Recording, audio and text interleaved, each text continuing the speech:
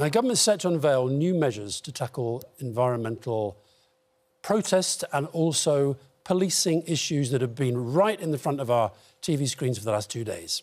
And Crime and Policing Minister Kit Malthouse, I hope, is there. We were hoping for Boris Johnson, but we've got you, Kit. No disrespect, Mr Malthouse. We're happy to talk to you. Now, Mr Malthouse, I want to start with this. You're a minister in Her Majesty's government. Every minister in Her Majesty's government signs up to principles governing public life. Could you list for our viewers the 7 Nolan principles and tell me how you think Boris Johnson fares against them?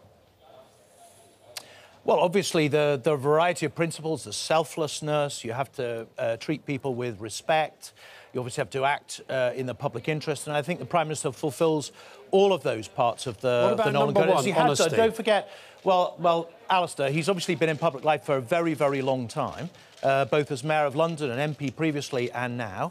And I think his record on these things has been proven over time. I know that for people like you, it's easy to throw insults at politicians, and of course you were on the other side of the game in the past. But you know, the Prime Minister has just won, or whatever, 2 years ago, a massive vote of confidence from the British people, and he's now prosecuting what we hope is a vigorous agenda on their behalf. And I'm sure they'll support him more in the future. OK, well, let me just tell you what they are. Honesty. I don't think he does well on that one.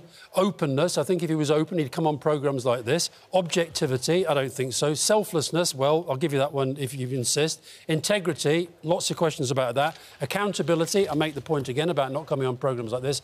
And leadership. You're telling me he scores 10 out of 10 on all 7? Well, on accountability, he's just appearing on Radio 4 just now for a grilling by them, and it's an interesting accusation coming from you, I have to say, who's not necessarily would be regarded as an impartial observer in these matters. Look, well, I think Boris Johnson you can play the man rather than the ball if you want to. Well, that's exactly what you're doing. No, I'm not. I'm asking you. Yes, you are. I'm asking you whether the Prime Minister abides by those 7 principles of public life. Is he honest all the time? In my experience, yes, he is. Are you having to say that because he's sitting right next to you, Mr Malthouse? Is it slightly... No, I don't know. I've no idea where he is. There he is. I have no idea where he is. There he is. He's talking to Tom Newton-Dunn, ex of The Sun, now of Times Radio, one of Rupert's people, and he won't talk to us. Is there any chance we could talk about something of substance and importance to the British people today? I realise, Alistair, you're there to try and make some kind of political point, and I'm not sure everybody would regard you as an impartial observer. If you don't think it matters... But if you want to talk about crime or violence or some of those issues... Let's talk about crime. I'm presenting myself to talk to you about that. Let's talk about crime. Are you happy that your party is now so funded by Russian money? Second question on crime. Why have you not responded to the letter that the Police Federation of England and Wales wrote to the Prime Minister and the Home Secretary on July the 27th? Start with that one. Well, first of all, on crime, I'm afraid part of the burden that I wear of this job, and don't forget I've been fighting crime for over a decade now, is that I'm never happy, right? There's always more to be done on crime. There's always things we need to address to make the British people as safe as we possibly can. I engage with the Police Federation on a regular basis. You've cancelled the last 2 meetings. To dig out whether... Well, I'm happy to dig out those letters, but I have regular updates and meetings with the President of the Police Federation, and, of course, we engage with police officers all the time through a number of structures. In fact, the Police Federation sit on the National Policing Board, which we set up 2 years ago to bring the policing family together to talk about crime. I mean, look, this is the product about which people are bothered. You know, we are trying to address ourselves vigorously and assertively and innovatively to crime, and that's what you're going to hear in conference today. You know, more tagging of criminals who will be out there with GPS so we can track their movements when they leave prison, making sure that they're not burgling people's homes. Longer sentences for those who are guilty of violent crime. A really assertive approach on violence against women and girls, building on a strategy, frankly, that the Mayor and I published in City Hall over a decade ago. There's a huge agenda there for us to address, and I hope we're going to talk about some of that in this interview. Well, you just have. Can we talk about police numbers? One of the reasons that the Police Federation felt that they'd lost confidence in the Home Secretary is because under your government, we have lost more than 20,000 police officers. I mean, you can talk about all the measures you're putting into place to crack down on crime. Viewers will wonder how you're going to do that without adequate police numbers. Well, we're obviously about halfway through the recruitment process. We're just about 10,000 of the 20,000 extra that we pledged to recruit. Prime Minister obviously leading that charge. Can we just establish, when we say 20,000 extra, 20,000 will not even fill the gap of the numbers that are lost. 21,700 police officers were lost. So when you talk about extra, we're not talking about adding police officers, we're talking about filling the gap. So overall, by the time we get to the end of the recruitment process, we will be above where we were in 2010 in terms of the overall number of police officers in the country. But look, Susanna, we've had this argument many, many times. You know, the thing that was always forgotten that you... halfway to filling the gap. You'll have 41,000 police officers. Hold on. There is a massive recruitment campaign underway. Don't forget, to get to just 10,000, we've had to have a gross recruitment of something like 22,000 police officers to backfill retirements. So this is a huge, it's probably the biggest expansion of policing since the war, right? So we are doing very well, and we're about 8 months ahead of schedule as well on that recruitment. But it's because you cut them in a decade of austerity, which Rishi Sunak said was marvellous yesterday.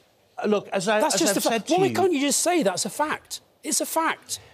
It is a fact that police officer numbers fell, you're quite right. But the fact you always fail to mention is that we faced the biggest collapse in the British economy, indeed the global economy, since the Second World War, and we had to cut our cloth according. During that period, you also don't mention the fact that crime was falling until just a few years ago, and we have seen blip-ups in some sorts of crime since then because of changes in society and activity. Prime Minister wants to react to that in an agile way. That's why he feels the need is there to recruit more police officers and do lots more besides. But I would just point this out, Alistair, right, that so when you were in government and I was at City Hall, we saw rising knife crime in London, massively rising, teenagers being killed every single week. We had to address that. And at that time, police officer numbers were quite high. So it's not just about the numbers, I agree with that. It's about the focus and the approach that you bring. I think you'd agree with me. Crime fell under the Labour government, and I think tough on crime, tough on the cause of crime. I think we did both. But let's not revisit.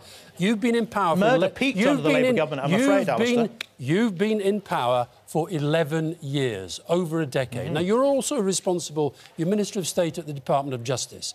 Boris Johnson, your honest, open, objective, selfless leader, he said on television at the weekend with Andrew Marr, spending is going up in every sector of the government. Well, how much of the court's budget being cut? How much is your budget and the Ministry of Justice being cut? Well, Alistair, as I say, you just keep answer the question. Forgetting. Well, if you answer the question by saying how much do we have to cut our cloth according to because of a global crash in the economy, then I would be happy to give you an answer. Spending was going up in every sector of the government. It's not true in your own department. No, it is true. 25% cut. Hold on, we've put more money into the Crown Prosecution Service. There is a massive prison building programme that's seeing more money. We're just going to be announcing today £200 million over 3 years to expand our world-beating tagging programme. There is massive money being injected into the system. I've just told you we're 10,000 up on police officers. That obviously has meant hundreds of millions of pounds being injected into the policing system. So I think while there are lots of accusations you can throw at the government, not investing in the criminal justice system is not one of them.